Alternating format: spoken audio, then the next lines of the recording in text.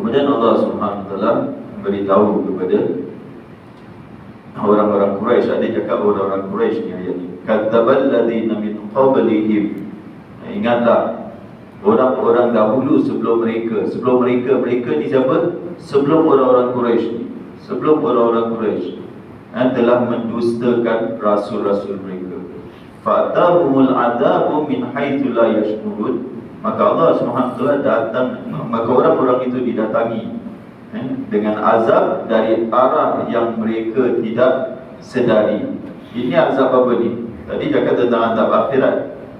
Ini datang, ini cakap tentang azab dunia. Azab dunia, mereka diserang oleh azab dunia min haitsu la yash'urun. Jadi ini peringatan kepada orang-orang Quraisy. Pada ketika ini Az-Zumar turunnya Az-Zumar, apa kelakuan orang-orang Quraisy? Orang-orang Quraisy ni, mereka dengan jawatan dia, dengan pangkat dia, dengan harta dia, apa yang mereka buat? Mereka telah menzalimi orang-orang Islam. Orang-orang Islam dan bukan menzalimi lagi, mereka telah mendustakan. First kali mereka mendustakan Rasul yang diutuskan kepada mereka, itu Nabi Muhammad sallallahu alaihi wasallam. Jadi Allah warning kepada mereka, orang sebelum kamu ni dah kena azab.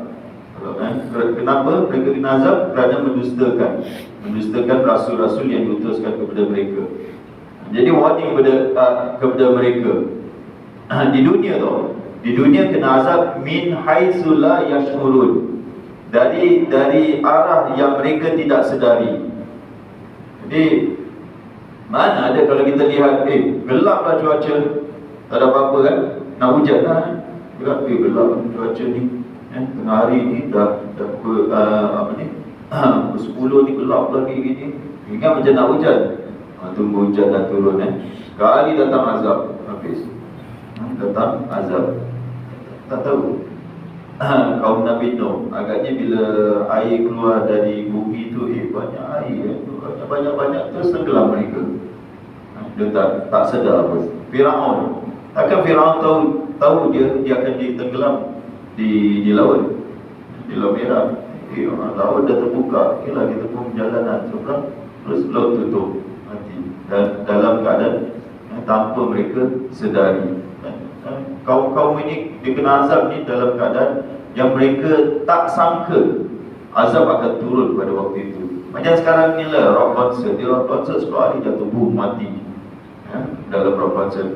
Mana terfikir akan mati pada saat rock concert pula. Macam gitulah. Pada waktu mereka seronok, mereka tengah relax, tak ada apa-apa, datang azab Allah SWT. Jadi Allah beritahu kepada mereka. Jadi yang teruk ni bila datang tidak disedari. Kalau sedar, macam tsunami je itu nampak, datang, okeylah, dia sempat lari dia itu. Ini tak sempat terus, tak sempat. Kalau kita bayangkan, kalau kereta accident ke, atau sekarang ni kapal terbang meletup ke apa, mana sedar. Ingat landing je, belum nak landing je, boom, meletup, habis semua. Itu kan azab lah kita cakap. Azab tu macam itu. Azab tu tanpa seorang itu sedari, datang azab Allah Subhanahu Wa Taala. Jadi kita drive macam tak ada apa-apa, speed, boom, terus mana pergi? Dalam kubur. Tadi baru 1 jam yang lepas aku sedang drive, nak pergi KL, bangun aja dalam kubur.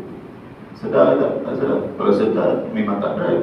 Kalau tahu hari tu nak mati, mana nak buat drive? Hari ni aku rasa macam nak mati dah. Itu tak ada, sedar je. Jadi dia datang dari yang kalau tak sedar ni, kalau mereka di hospital berapa bulan, di hospital itu confirm dia sedar dia akan mati tu. Ini tak sedar, keluar rumah dia, balik dengan van jenazah. Keluar dengan kereta dia, balik dengan van jenazah. Tak sempat balik rumah. Jadi min haitsu la yash'urun, itu dari arah yang mereka tak sangka. Jadi Allah warning kepada orang-orang kafir. Fa'adzaqahumullahu al-khizya fil hayatid dunya. Maka Allah rasakan kepada mereka kehinaan dalam kehidupan dunia ni. Kena azab kan, bila kena azab di dunia, hina betul. Kepala tercabut lah gitu kan. Apa ni, kaum Ad, kaum Samud, mereka bagaimana azab mereka ni dalam keadaan yang menghinakan. Padahal mereka ni orang-orang kuat. Firaun aja melolong-lolong dengan tentera-tentera dia, mati lemas. Nak pergi perang macam bagus kerja, macam apa ni, naik kuda ke ni, apa kita akan menang lah. Yang kejar ni lebih ramai daripada Bani Israel. Kalau Bani Israel dia cakap yang lepas tu 600,000, tak tahu berapa ramai tentera ni. Lepas tu mati, belum pergi perang aja mati tempat laut. Hina kan? Satu kehinaan. Mati lemas pula. Jadi Allah SWT timpakan kepada mereka. Ini warning kepada orang Quraisy. Dan orang Quraisy tak ambil warning ni. Dia kena juga. Dia kena juga pada peperangan Badar. Pada peperangan Badar kalah. Orang 1,000 orang kalah dengan 300 orang. Bunuh pula Abu Jahal semua. Abu Jahal dengan pemimpin pembesar-pembesar dia. Tak malu ke? Bayangkan 300 kalah dia, macam main bola. Orang 10, ini 3 orang. 3 orang boleh menang, 10 orang kalah. Ini bukan 9 ke 11 ke apa. 3 lawan dengan 9, 3 boleh menang. Kan malu sangat. Tergempar orang Arab semua tahu kalah tentera Quraisy ni, yang 1,000 orang ni kalah dengan 300 orang dia. Kan malu, dah malu, mati pula.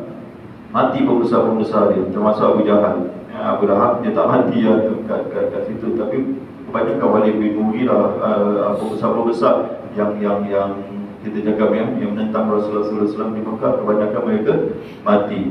Itu di dunia je. Allah kata wal adzabul akhirati akbar. Sedangkan azab di akhirat itu akbar, lebih besar lagi. Kalau kena azab di dunia ni berapa lama je lah, berapa saat atau berapa jam aja mati. Azab akhirat dekat akbar, lagi besar lagi. Azab akhirat lagi teruk lagi. Itu kalau hudud tuan-tuan, hudud, kalau orang kena rejam sampai mati itu lagi ringan daripada azab akhirat. Nak yang mana satu? Rejam sampai mati atau azab di akhirat? Agak-agak azab ni hudud aja. Nampak jangan ngeri kena rejam sampai mati. Tapi itu jauh lebih ringan daripada azab di akhirat. Azab di akhirat lagi teruk lagi. Allah kata sini lagi besar lagi. Lau kanu ya'lamun. Kalaulah mereka tahu, tentu mereka tidak mendustakan rasul. Jadi setiap umat ada rasul dia. Kita pun ada rasul juga. Mereka ni ada rasul, kita pun ada rasul. Ini warning kepada siapa? Kepada kita juga. Jangan kamu buat hal dengan rasul. Boleh buat hal dengan sesiapa lah, dengan orang lain ke, orang biasa ke, pemimpin negara ke, pemimpin masyarakat, tak kisah. Tapi jangan derhaka kepada rasul. Macam orang ni, dia derhaka kepada mak dia. Kita jaga dengan student ni, tengok balasan orang derhaka kepada mak. Di balik aku pun ada mak juga. Balik betul lah, kau pun ada mak juga. Jadi mereka tu ada rasul. Dalam ayat yang lain, fa'asau, mereka derhaka, maksiat kepada rasul mereka. Mereka derhaka, mereka dusta rasul mereka. Inilah azab. Kita pun ada rasul juga. Kita juga ada rasul juga. Jadi bagaimana sikap kita dengan Rasulullah SAW? Umat Islam kena sedar bahawa awak punya rasul adalah Sayyidul Mursalin, Sayyidul Anbiya wal Mursalin, Sayyid, ketua seluruh rasul, ketua seluruh Nabi dan Rasul. Kalau Allah maksiat kepada rasul, lagi teruk lagi. Dia punya azab dia. Jadi kalau mereka tahu, tentu mereka tidak akan mendustakan para rasul. Kemudian Allah Subhanahu wa taala jelaskan tentang Al-Quran, wa laqad darabna lin-nasi fi hadzal Qur'an, dan demi sesungguhnya kami telah mengemukakan kepada linnas, kepada umat manusia, fi hadzal Qur'an, di dalam Al-Quran ini, min kulli mazal, iaitu berbagai misal perbandingan. Mazal ini macam perumpamaan. Dalam Quran ini banyak perumpamaan Allah Subhanahu wa taala. Awal-awal je surah Al-Baqarah ada masaluhum kamathalil ladzi istawqada nara. Masaluhum, perbandingan itu. Kenapa Allah Subhanahu wa taala dalam Al-Quran ini berikan kepada manusia, buatkan permisalan cepat, kita permisalan cepat lagi faham. Kita cakap satu perbandingan dia, orang faham.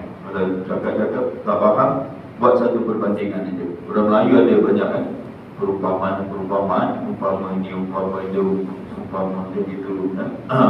Anjing menyalak ke bukit. Anjing menyalak bukit lah, apalah itulah, macam-macam ada punya permisalan. Jadi dalam Al-Quran pun banyak juga Allah SWT bawa perbandingan. Kadang Allah cerita tentang macam dalam surah Al-Kahfi ya, surah Al-Kahfi itu dua orang yang memiliki kebun itu sama ada cerita betul ke atau permisalan aja.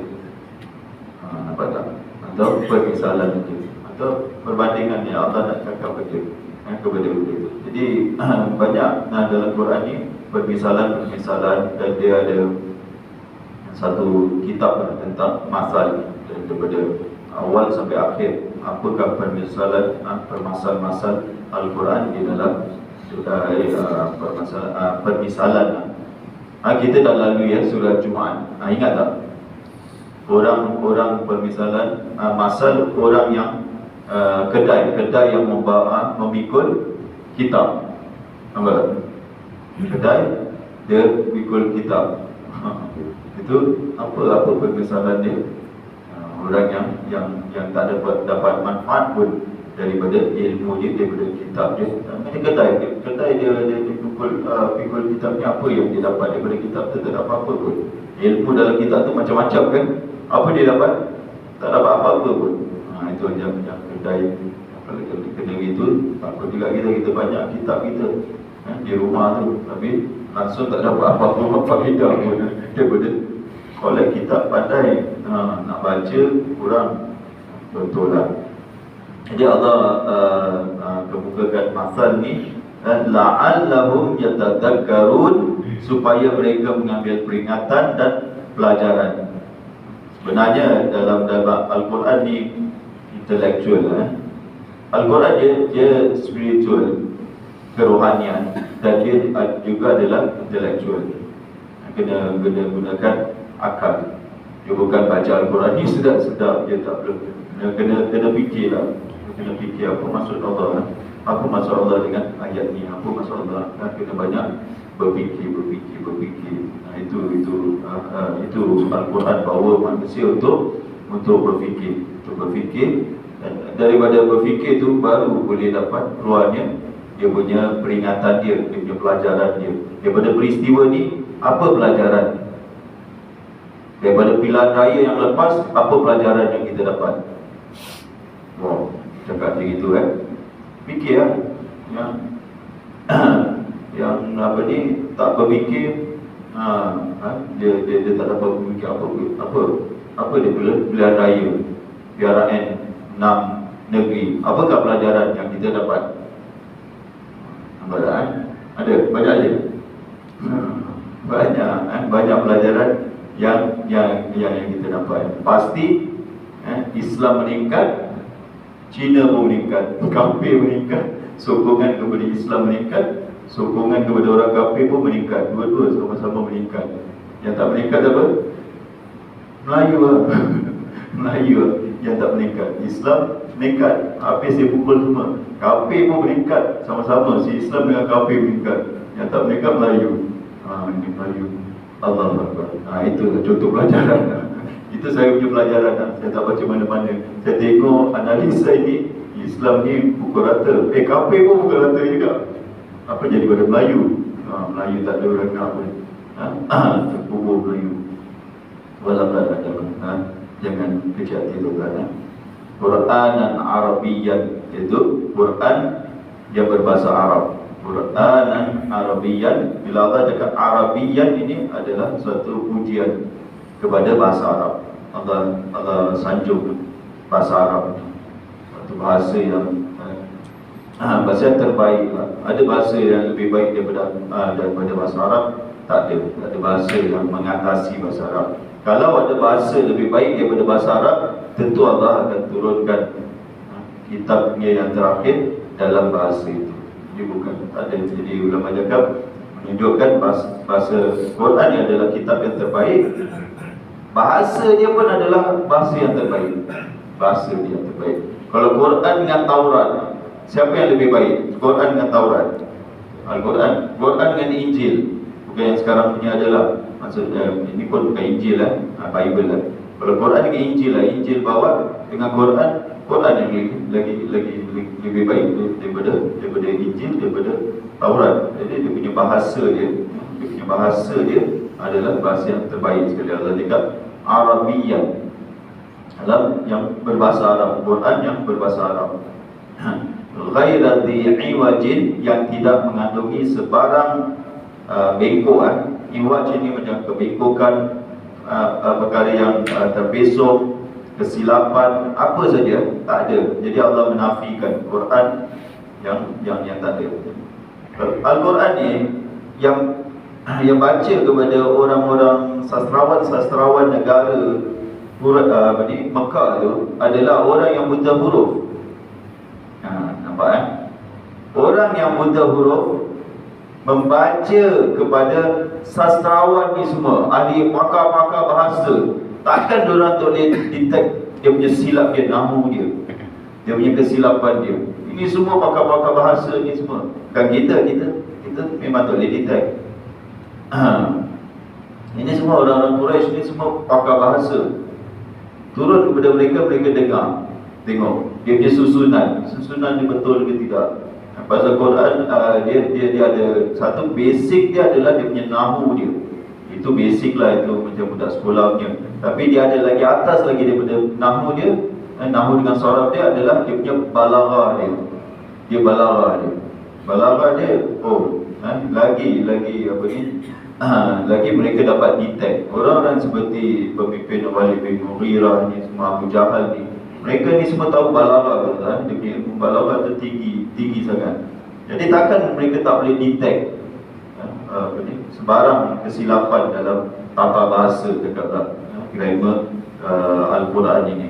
Memang tak dapat. Memang tak dapat detect. Itu saja. Kemudian apa saja sejarah Al-Quran. Sampai sekarang ulama ahli-ahli sejarah ramai tak di dunia? Ramai, ratusan, ribuan ahli-ahli sejarah. Tentang Fir'aun pun. Tentang Fir'aun. Mana Nabi SAW boleh cakap Haman, nama Haman? Dalam Quran tu, Haman tu dalam Quran. Macam mana Nabi tahu nama menteri Fir'aun itu adalah Haman? Macam mana Nabi tahu Haman, nama dia? Siapa yang orang Arab mana tahu ini Fir'aun, ni Mesir punya jauh daripada Arab. Dan ini semua kita cakaplah sejarah tentang Fir'aun ini, tulisan dia pun orang tak boleh faham. Tulisan yang karakter punya kan, gambar-gambar itu. Macam mana Nabi tahu ada menteri yang bernama Haman tu? Betul orang boleh cakap ini betul ke nama dia ni? Pergi cek lah, betul ke tidak. Kena kaji. Maurice Bucaille, seorang bukan Islam, dia kaji betul ke ada nama ni. Pergi ke Germany, dia sampai dia belajar Egypt apalah punya karakter tu. Dia belajar, betul ada pula tu. Dia keluar nama tu, nama tempat pula Haman.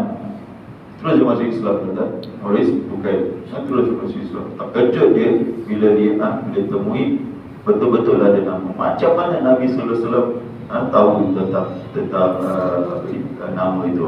Jadi ini menunjukkan Al-Quran ni tak ada pun terbesok daripada sejarah, daripada sains, ilmu apa pun tak ada yang tak ada dalam astronomi ke juga, ilmu apa ni, segala macam ilmu sains ada di dalam Al-Quran. Manusia tak dapat lebih. Al-Quran cakap tentang, kita cakap proses tahap reproduction system kan, tahap-tahap kelahiran macam mana bayi itu. Ini semua senang-senang saja. Saintis boleh, yang ada alat ni boleh tahu betul ke tidak. Jadi Saudi dia jemput dalam 6-7 saintis untuk kaji tentang ayat-ayat sains yang tentang apa ni, kita cakap kan, pembentukan janin bayi itu. Pergi kaji tentang ayat-ayat ni. Seorang je masuk Islam daripada jemput seorang. Yang satu masalah itu dia interview macam mana. Ini bukan tulisan Muhammad, cannot be. Muhammad tahu benda detail macam itu. Dia kata ini satu apa ni, bukan Muhammad ni, must be divine juga. Mesti daripada Tuhan. Dia cakap kita, tapi dia tak masuk Islam. Dia pun tu masuk Islam. Semua ni lengkap di dalam Al-Quran. Supaya apa? Allah SWT bila turunkan Al-Quran, dia terangkan kepada kita untuk apa Al-Quran, untuk apa dia turunkan Al-Quran ni. Tak payah pening-pening untuk apa yang Al-Quran diturunkan. Untuk kita baca je, untuk kita buat apa dengan Al-Quran. Biasa orang buat Al-Quran, dia tak kena dengan tujuan Al-Quran diturunkan. Kalau kita tinggal di college, saya pernah tinggal di college, tengok budak-budak student ni ni berapa 6 bulan saya tinggal college UKM lepas tu tinggal luar, tak sanggup aku tinggal dengan student. Tengok sebilik dengan mereka, saya perhati dua, satu budak pendidikan guru, satu budak sains. Tengok dia punya hubungan dia dengan Al-Quran. Macam biasa dia tidur gini sok. Malam Khamis, sibuk ambil Al-Quran, baca Al-Quran, Yasin, Al-Quran, itu aja dia punya Al-Quran. Lepas tu tutup, dah situ. Seminggu tu tak baca apa-apa, tak pegang Al-Quran. Datang lagi Khamis, setiap Khamis saja dia buka, dia baca. Bukan itu bagus lah, tapi itu Al-Quran dia. Itu Al-Quran dia. Tak tahu, saya tak tanyalah, ni baca Yasin ni untuk apa? Kalau saya tanya lagi apa ni, lagi kita tak tahu apa jawapan dia, untuk apa yang baca, hadiahkan, sedekahkan ke apa. Jadi untuk apa Al-Quran ni? Untuk saya punya apa ni, saya punya agak-agak Al-Quran ni untuk baca seminggu sekali je malam Jumaat itu aja Al-Quran. Bagi mereka Al-Quran tu untuk dibaca malam Jumaat itu. Dan 6 bulan itu aja dia punya interaksi dia dengan Al-Quran. Betul, Al-Quran 30 juz itu diminimizekan jadi satu surah dia, surah Yasin itu bukan nak kutuk, bukan nak merendah, bukan nak itu, tapi nak belajar punya psikologi kan. Psikologi mereka tu Al-Quran tu itu je, dia kecilkan jadi satu surah aja untuk dibaca setiap minggu. Itu aja dia punya Al-Quran tu. Jadi apa tujuan Allah turunkan Al-Quran? Apa tujuan Al-Quran diturunkan? Ini dia tujuannya, la'allahum yattaqun, supaya mereka bertakwa. Bertakwa Allah betul tak? Kita semua dah tahu setiap minggu dengan takwa, melaksanakan perintah Allah dan meninggalkan larangan Allah SWT, kerana takut akan azab Allah SWT. Itu je tujuan Al-Quran diturunkan, supaya kamu mengamalkan apa yang Allah perintah dan meninggalkan apa yang Allah larang. Kalau kita nak amalkan apa yang Allah perintah, apa yang Allah larang, nak kena faham dululah. Nak kena faham. Kalau kita tak faham, macam mana kita nak amalkan? Macam mana kita nak buat apa yang Allah perintah dan tinggalkan apa yang Allah larang? Kalau kita tak faham instruction ni, kita tak faham. Bayangkan ada instruction sebesar-besar kita tak faham. Tak faham betul gini. Kau pergi sana kau tengok ada papan instruction tu, penerangan tu, situ ada dia punya cara dia gini. Pergi baca bahasa Jepun ke bahasa apa, mana aku faham ni, apa nak buat ni. Jadi bila kita tak faham, tak boleh buat action betul. Macam mana nak buat? Kita dekat takwa kepada Allah.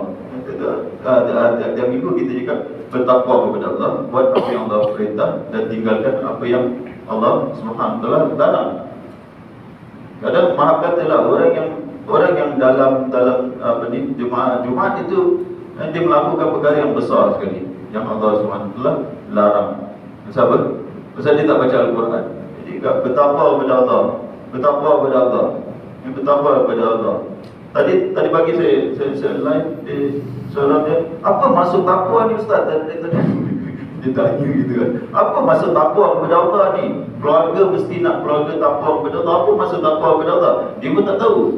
Dia pun blur macam apa maksud keluarga bertakwa. Keluarga bertakwa. Tengok kan. Dia memang orang tak tahu. Buka Quran tengok apa takwa. Apa maksud bertakwa? Lil muttaqin, hudan lil muttaqin, dalikal kitab la raiba fihi, hudan lil muttaqin. Petunjuk bagi orang yang bertakwa. Siapa? Alladzina yu'minuna bil ghaibi wa yuqimuna shalah wa mimma razaqnahum yunfiqun. Ada dalam orang-orang yang bertakwa yang first kali adalah mereka yang solat. Mereka percaya kepada perkara yang baik dan mereka yang mendirikan solat. Jadi kalau satu keluarga tu tak dirikan solat atau bapa solat, anak tak solat, itu takwa ke? Tak takwa tu. Tak ada takwa pun. Ada. Jadi Al-Quran ni bawa kita supaya takwa kepada Allah Subhanahu Wa Taala. Berapa banyak perintah Allah di dalam Al-Quran. Perintah yang terbesar, ani'budullah, iaitu supaya kamu sembah Allah dan jangan syirikkan Allah Subhanahu Wa Taala dengan sesuatu pun. Kadang masalah syirik pun dia tak clear lagi. Umat Islam kadang tak clear. Macam ni, ini syirik ke tak syirik? Ini syirik ke tak syirik? Ini boleh tak boleh? Ini boleh. Belum lagi nak cakap isu-isu politik, isu-isu ini lagi. Masalah yang terbesar sekali, masalah syirik masih lagi tak clear. Pasal apa? Pasal dia tak khatam Al-Quran, tak baca betul-betul ayat-ayat tentang tauhid, ayat-ayat tentang syirik di dalam Al-Quran ini. Kalau kita baca ayat-ayat tentang tauhid, tentang syirik di dalam Al-Quran ni, tak perlu kepada kitab-kitab lain tu. Ini kitab bertauhid. Al-Quran ni kitab bertauhid. Dah cukup lah. Dah cukup kita baca ayat-ayat ini. Benda-benda ini adalah jelas-jelas adalah syirik kepada Allah Subhanahu Wa Taala. Kemudian banyak lagi dosa-dosa besar, dosa-dosa yang Allah Subhanahu Wa Taala haramkan di dalam Al-Quran. Terang-terang umat Islam lakukan. Hari Jumaat terang-terang Allah cakap fas'au ila dzikrillah wa dzarul bai', tinggalkan perniagaan, tinggalkan itu. Lakin ada tutup tak? Kedai-kedai dia. Anak tak tahu, anak tak pernah pergi waktu Jumaat. Waktu Jumaat kita dalam masjid. Tapi tuan-tuan kita tengok. Maidin ada buka tak? Maidin tutup tak tuan-tuan? Maidin buka tak? Maidin buka. Maidin buka, jalan terus saja. Yang beli siapa? Laki ke perempuan? Tak ada, perempuan semua. Kata pergi tengok, laki ke perempuan yang beli. Jalan terus saja, terang-terang. Jumaat ke, tak Jumaat ke, itu macam mana apa ni kita nak kita nak bertakwa kepada Allah SWT. Larangan Allah dalam Al-Quran ni jelas-jelas langgar punya. Sebab bersama Allah tak baca Al-Quran. Masalahnya tak nak baca Al-Quran. Tak baca Al-Quran, kita akan langgar jelas-jelas riba. Alhamdulillah kita ada bank Islam. Tak ada orang Islam pun yang terlibat dengan riba. Ini statement ni. Tak ada orang Islam pun yang terlibat dengan riba. Semua orang Islam semua ambil Islamic banking, perbankan Islam. Mana ada, jangan dalam kita pun masih lagi bank riba. Tak tukar-tukar dengan bank Islam. Riba, tak ada CPF pun tak tukar, apa yang kita belajar ni selama ni? Itulah apa yang kita belajar selama ni. Sedap-sedap dia dengar dia tu waktu Isya. Bukan itu tuan-tuan. Al-Quran ni serius. La'allahum yattaqun, supaya kamu bertakwa kepada Allah SWT. Kita belajar Al-Quran supaya kita tingkatkan takwa kita. Jangan saya terus terang tuan-tuan, terus terang. Ada jemaah keluar berapa hari. Bila saya cakap tentang bank Islam tentang itu, Last lah dia datang, Ustaz kena tukar ke bank Islam ni? Cakap, ente tak belajar ke tentang benda ni? Terus terang dia cakap, apa ni? Takkan tak tahu tentang benda ni gini? Kita tak boleh. Dah ada alternatif. Bank Islam kenapa pergi kepada bank yang ribawi punya? Yang riba atau loan riba punya? Ada loan Islam tak? Ada loan Islam. Kenapa pergi yang itu? Jadi apa ni? Belajar apa ni? Sebenarnya kita nak apa daripada kata tak nak bertakwa. Takwa tu apa? Tak nak buat apa yang Allah perintah dan tinggal. Alhamdulillah. Selama ada hikmah saya keluar di sini. Dia perlu orang Singapura je. Member juga ada Singapura juga. Ada hikmah saya keluar. Lepas ni saya akan terus begitu. Alhamdulillah. Memang kita semangat untuk menjadi orang yang bertakwa kepada Allah SWT. Moga-moga Allah SWT menjadikan kita di kalangan orang-orang yang bertakwa, bacaan dan taqiyah imamah, menjadikan kita imam bagi orang yang bertakwa. Qul qul hadza astaghfirullah wa atubu ilaih. Assalamualaikum warahmatullahi wabarakatuh.